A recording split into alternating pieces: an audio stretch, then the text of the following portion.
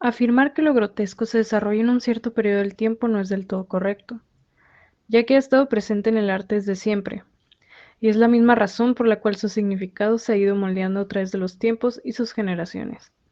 Ya que si nosotros como sociedad estamos expuestos a algo constantemente puede normalizarse o ser clasificado como aburrido e incluso repetitivo. El ser humano creativo siempre busca innovar y superarse de manera original por esta razón.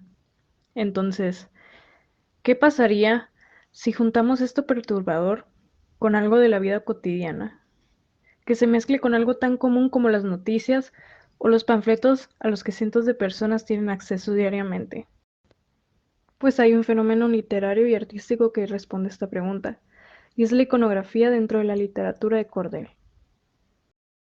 Mucho antes de colgar las Polaroid se colgaban pliegos de cordel. A finales del siglo XVIII surgía este género de literatura popular y que terminó consolidándose alrededor de 1930 y 1960. Estos cuadernillos impresos y sin encuadernar eran exhibidos en tendederos de cuerdas para su venta. Dichos folletos se conformaban por 4 pliegos que eran amarrados por sogas por las cuales podrían ser colgados. A ello se le debe el nombre de esta corriente literaria. Su origen proviene de la península ibérica, siendo exportados por las colonias de España y Portugal, sin dejar de lado a Brasil. En España, los poetas de tradición culta no fueron partidarios de la divulgación de sus poemas en pliegos sueltos, mientras que en Portugal fue el medio tradicional e incluso preferido de los poetas. La literatura ambulante y de cordel de Brasil siguió los mismos pasos que Portugal, y su temática llegaba a recoger noticias reales, como lo ocurrido con el suicidio del presidente de Brasil, Getúlio Vargas. La literatura de cordel toca aspectos relacionados principalmente con la realidad de las clases marginadas, pero también trataba temas como el amor, aventuras, sucesos regionales, desastres naturales y también políticos y económicos, empleando un lenguaje coloquial, así como también refranes, dichos y frases de gran expresividad, cargados sobre todo de humor y pasión. A la literatura de cordel se le conoce como una forma de memoria popular que tiene función como una fuente de información local, ya sea dentro de un municipio o un estado, incluso de todo el país. De esta manera se analizaron aspectos sociales, políticos y religiosos. Era un medio de comunicación para transmitir información de índole social, histórica y etnográfica. Fue considerada como popular y accesible gracias a la forma en que se producía y difundía. Los vendedores ambulantes eran quienes se encargaban del acercamiento con el público, pues eran ellos quienes cantaban y recitaban los enunciados, versos, prosas y coplas. Los cambios y la evolución producida por la modernización provocaron la erradicación de esta forma de divulgar la literatura de cordel. Ahora la misma está difundida a través de diversos medios tecnológicos actuales. La estética de lo grotesco es aquello que va en contra del ideal de belleza que el arte clásico estableció como una norma convencional. En la actualidad se le llama así a lo exagerado, lo horroroso, lo bestial y hasta lo grosero. Es una representación a menudo fantástica que va desde lo ridículo hasta lo macabro, dando como resultado obras de arte extrañas, raras y por sobre todo perturbadoras.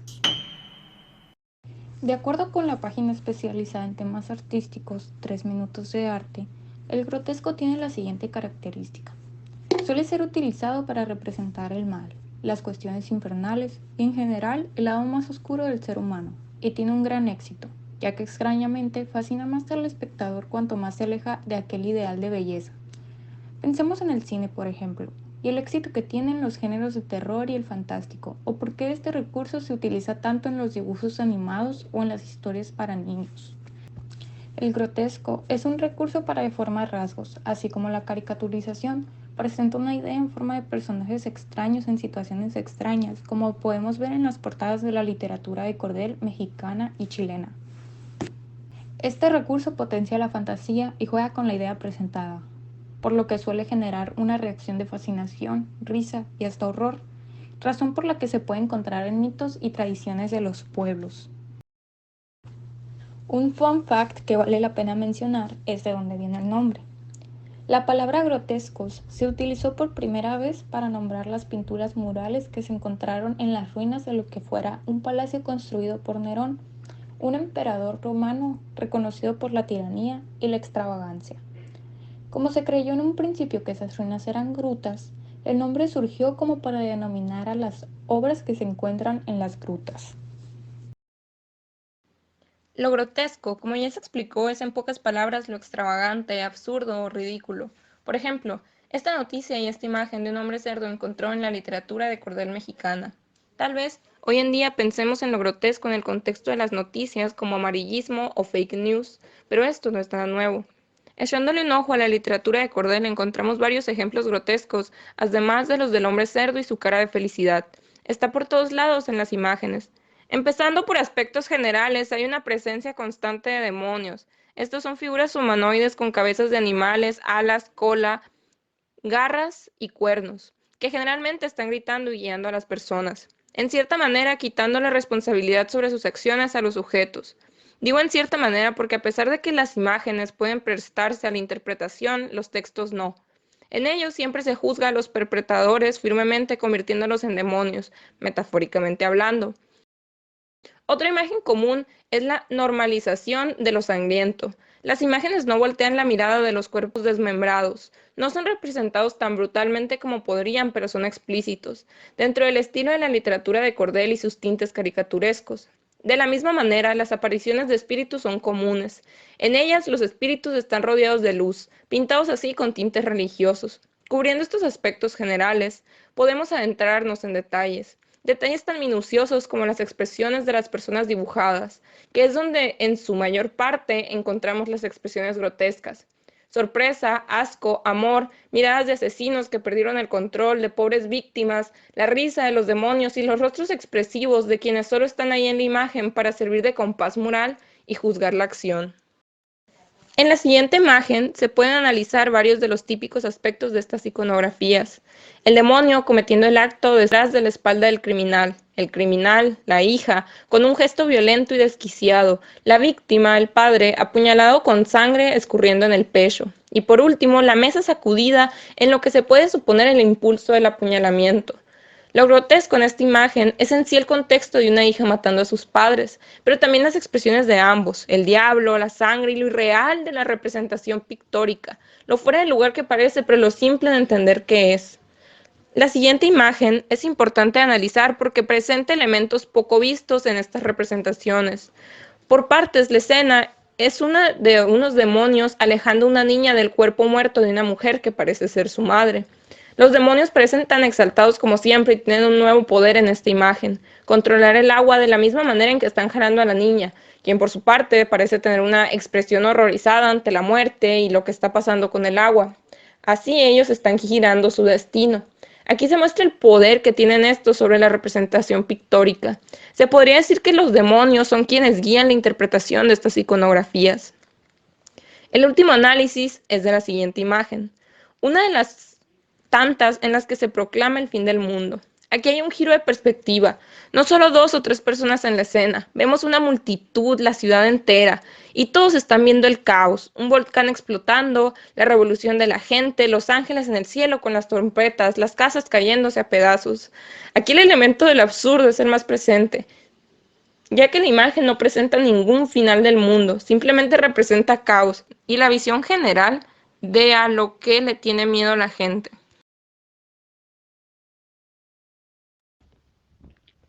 En la actualidad, lo primero que cruza la cabeza de la mayoría al pensar en grotesco es en un sentimiento bizarro, lo coloquialmente conocido como algo feo o también es percibido como algo perturbador. Y en el arte esto es algo mucho más fácil de identificar, sobre todo si hablamos del arte plástico específicamente. Muchos han hecho muecas de incomodidad a la hora de presenciar a varios artistas, mientras que hay otros que optan por reírse ante las imágenes escabrosas. Sea como sea, este tipo de reacción se obtenía tanto como de la iconografía de la literatura de cordel, como en las pinturas de grandes artistas alrededor de los tiempos. El punto de comparación entre ambas es que en las imágenes presentadas en la literatura de cordel encontramos aspectos similares a obras desde clásicas hasta más modernas. Uno de estos aspectos es el uso de las expresiones faciales y corporales. Y Gustave Doré es el experto en cuanto a mostrar las emociones ante la vivencia de lo absurdo, cosa que también es representativa de esta iconografía. Doré es bien conocido por haber ilustrado la Divina Comedia de Dante Alighieri y otras obras literarias, y el reto de representar al cuerpo humano pasando por horrores, dolor y un pánico inimaginable e inhumano parece haberle quedado corto.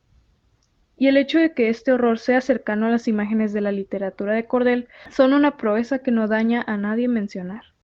Y hablando de lo natural y de lo humano, Caravaggio es excepcional en esto, y a pesar de que su estética sea la más limpia o pasable, las contorsiones faciales ante el dolor y sufrimiento no son del todo bonitas, cosa que tiene en común con estas ilustraciones de la literatura de Cordel. Francisco de Goya es otro grande que no puede quedarse atrás en lo que la estética del horror conviene. Y es que el solo pensar en el cuadro de Saturno devorando a su hijo ya nos dice mucho sobre él, como por ejemplo, que ama manipular las expresiones. La deformidad y desconocimiento del cuerpo es otro aspecto bizarro que es difícil de ignorar, sobre todo si Francis Bacon nos ilustra desde una época de posguerra con tales ilustraciones. A pesar de estar muy relacionado con el primer punto, la deformidad o contorsiones del cuerpo, o lo que podríamos pensar que es un cuerpo, tiene una connotación distinta a la expresión facial y corporal, ya que deliberadamente se recurre a una deshumanización o lo macabra que puede llegar a ser. Cruza esa línea como un manifiesto de un escape de lo humano. Este recurso en la iconografía de Cordel no solo ayuda a atraer el morbo de la gente, sino que a su vez mantiene el interés del público por seguir conociendo formas humanas que están fuera de la comprensión por ser inimaginables. Podemos concluir entonces que la literatura de Cordel parece surgir a manera de morbo por su mala fama relacionada a las fake news e implementación de fantasía y horrores que pueden ser tomados a manera de chiste. Sin embargo, sus características, ya sea tanto de sus textos como de sus ilustraciones, que es lo que más nos compete, existen en correlación con otras obras clásicas y con la realidad misma, que parece no salir del absurdo y una necesidad por el morbo amarillista. Estas reflexiones nos indican que son obras que, además de ser atemporales, pueden trascender a ser mucho más que unos dibujitos que salían en hojas con noticias falsas.